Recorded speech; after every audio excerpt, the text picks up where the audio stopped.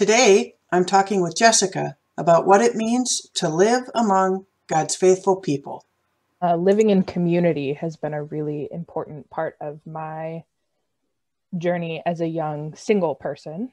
I think especially in a time, like I'm sort of in my late 20s, where a lot of my friends are getting married and having babies, and a lot of those things where friendships sort of ebb and flow.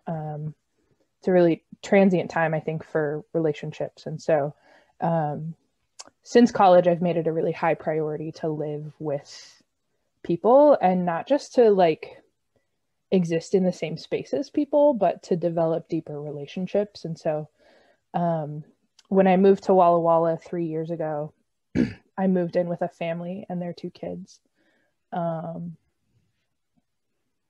And we've had changing relationships with the Big C church and our local body.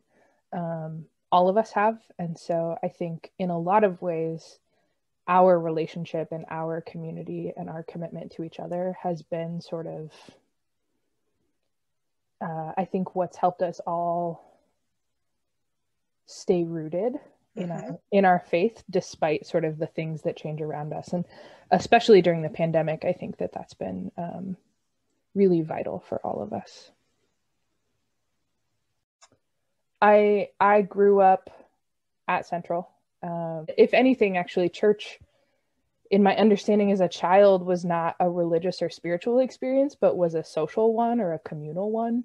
And so that's really how I viewed church. And then, I stuck it out a little bit, went through confirmation, which I sometimes affectionately call my last hurrah in the church. Got confirmed and then sort of pieced out. I had school and sports and theater and all these other things, and parents who didn't push church on me. And so I would say I actually left the church and didn't really have a spiritual connection to any particular tradition. And then in college, came across a lot of friends who I didn't know early on in our friendship that they would consider themselves Christians, but found out sort of later that was part of who they were. And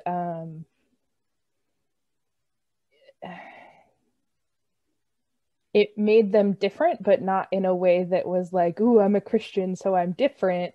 But they were people who lived with great love and with great rootedness in a way that was really, I think, attractive to someone like me who felt sort of blown about by the wind, so to speak. I didn't know what I wanted. I didn't know who I wanted to be friends with or what I wanted to do. Or the more I hung out with them, the more I sort of got connected to a campus ministry. And one of the things about the campus ministry that I worked for that I really value is their commitment to community, and their commitment to meeting regularly, to unstructured time, hanging out afterwards, to being deeply involved in each other's lives and being authentic. It was different than the portrayal of Christians on television or in the news. They were different. And that's sort of what brought me back, was the way that they lived their lives, not just the words that they said. It really had a lot to do with the way they lived their lives, and to be able to look at them and say, well, I want to live my life that way, valuing people, valuing service, valuing justice. Why does this covenant matter? Because we're created as relational beings, and we shouldn't do it alone, ever. That's all. I think that's a solid answer.